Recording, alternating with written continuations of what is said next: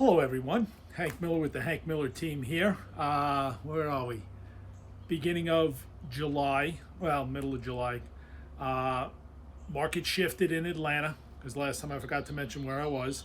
So this is North Atlanta market, Roswell, Alpharetta, uh, Woodstock, Canton, Johns Creek, up the 400 corridor between 75 and 85 is mainly where I do my business. Market shifted, and we are seeing diametrically opposed conditions than we did even 3, 6, 8 months ago. So today, what I want to talk about is a specific area of the whole operation, which is the appraisal side of the business, and how the changes in the market are going to affect the appraisal industry and how they're going to affect buyers and sellers. Because, as many of you know, not only am I an associate broker, I'm also a certified appraiser doing that nonsense for 30 years. So I know from where I speak, so I thought it would be a good idea to do a quick video. Quick, right? Yeah, not so quick necessarily. Here's the latest on what I see happening. Everything is tightening up. As the interest rates increase, a lot of the buyers on the edge, rate sensitive folks are gone. They're gone into the rental pool. Other buyers have moved down from higher price points to lower price points because of the rise in interest rates. We're also seeing, and I can speak to this firsthand because I'm getting these memos and these emails from Fannie Mae and a lot of the major lenders, as well as some of the appraisal management companies, which I don't do work for, but they're good to have on the mailing list because they give you a pulse of what's out there. Everybody is saying tighten things up. Remember, as appraisers, we look back for closed sales. We may be going back 3, 6, 8 months, sometimes a year. Different market at that point. They want us, the underwriters now, want us to look closely at pending sales and active listings. They want us to look closely at how many contracts are falling out, how many price reductions are occurring, how are days on market increasing, if that is in fact happening, number of sales, number of closings. Everything is being re-examined the way it was prior to this ridiculous market we're just finishing up. So not anything an appraiser normally wouldn't do, but something that's going to be paid, they're going to pay a lot more attention to. So when I say pay a lot more attention to, what do I mean? Well, there's a marketing conditions report inside an appraisal report. And what that does is it gives the reader, who in this case would be the underwriter, an idea of the current market status. It looks at the number of active listings, the number of contracts, the number of closed properties, and it gives the reader an idea of where the market is headed. I can tell you a lot of appraisers are taking the time to provide additional information on where the market is heading. And the market is heading toward balance. We're pretty much there right now. Everything is calmed down. We're not crashing. No one is popping that smoke just yet. And I say just yet somewhat tongue in cheek. I don't see that happening. But we are saying, both as agents and appraisers, that the market has slowed. That last 18 months is an anomaly. That is not normal. So what that means to buyers and sellers, especially sellers, is it's not March of 2020, it's not March of 2021. Rates doubled since the beginning of the year. They're probably going to go up a bit more. The number of buyers has been reduced. So when you're pricing your property, price it accurately and price it according to the current market. Otherwise, your property is going to sit. And as buyers, you obviously have less buying power now, so be more deliberate. Task your agent to provide you data and take your time. Don't be so quick to write off all the contingencies and everything. There are still areas where that's going to be required. It's all spotty. Everywhere is different right now. So if you need to compete like that, do it smart. Don't be stupid with any of that stuff, because there's a lot of buyer remorse out there, and there's going to be a lot more to come when a lot of these properties, it's time to sell.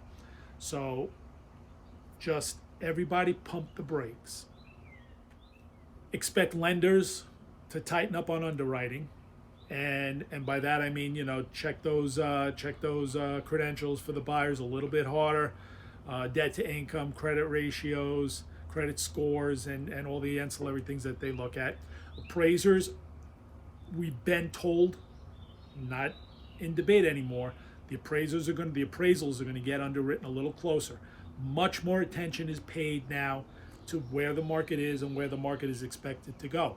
So if you have a real estate agent involved in your transaction, which you should, a professional real estate agent, make sure they understand how appraisers are going to look at the property if they're doing the appraisal for the mortgage lender.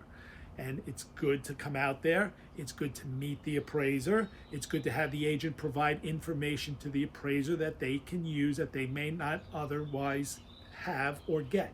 Now they're going to have the data. They're going to have more data than any listing agent's going to have, unless the listing agent is me or another qualified appraiser. But you can, as a listing agent, as a seller, provide the appraiser with a list of things that you've done that might not be noticeable right out of the gate. Whatever you can give them, give them. You can speak to an appraiser. There's nothing wrong with that. For buyers and buyers agents, don't get into the mode of letting the appraiser be the bad guy. There's no benefit to that. You don't want to bid 100 and have the appraisal come in at 80 and just kind of, like, all right, don't worry about it. The appraiser will kill the deal. Don't do that. That's not wise. Counsel your buyer properly and have them write a contract that accurately reflects what the market is doing for that particular property in that particular area at that particular time. Do your job as a buyer's agent. And you buyers and sellers, I'm telling you again, qualify your agent. This market is transitioning. I'm seeing over the past 3 or 4 months, I saw a lot of sellers that got totally screwed because they were using agents that didn't know what they were doing. And they lost deals that they should have had, should have been kept together. And now their properties are languishing. They're chasing the market down. Not a good look. And buyers, I see buyers still overpaying. I see buyers that are making concessions that aren't needed. Think, right? It's a major financial transaction, and at this time, you're really in shifting sands. Think, think, think. So we're going to wrap this up here in a second, but the takeaway is think, right? All right, so the takeaway. Appraisals are going to get a little bit more in-depth, and more attention is going to be paid to the underwriting and current conditions, current listings, current pendings. That's all going to be closely examined, along with sales, which always trail. So home sellers, price it right, work with experienced agents. The days of 35 offers in the first half hour are probably over in most areas. The Fed is going to continue to, raise rates until this inflation issue is taken care of. Buyers, work with experienced agents, understand the appraisal process. Don't be so quick to give everything away. Do I think anything's going to crash? No. Do I think it's going to settle? Absolutely. We're seeing it already. Where? Who knows? Because sales lag. But to this point, values haven't been dropping. It's not the same as it was a decade or 12, 13 years ago. Different animal.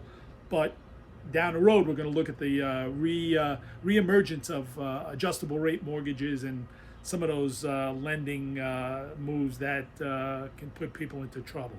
But that's a whole nother topic. Just understand now, the appraisal side of the equation is going to start becoming more of a player in all of this, and you may run into problems here and there. So as usual, Hank Miller with the Hank Miller team. I'm around. Information will follow this video. 678-428-8276. Pick up the phone, call me, text me, whatever you need. We're here to help you. And right now I'm going to go eat a nice big plate of pulled pork and beans. There you go. Take care.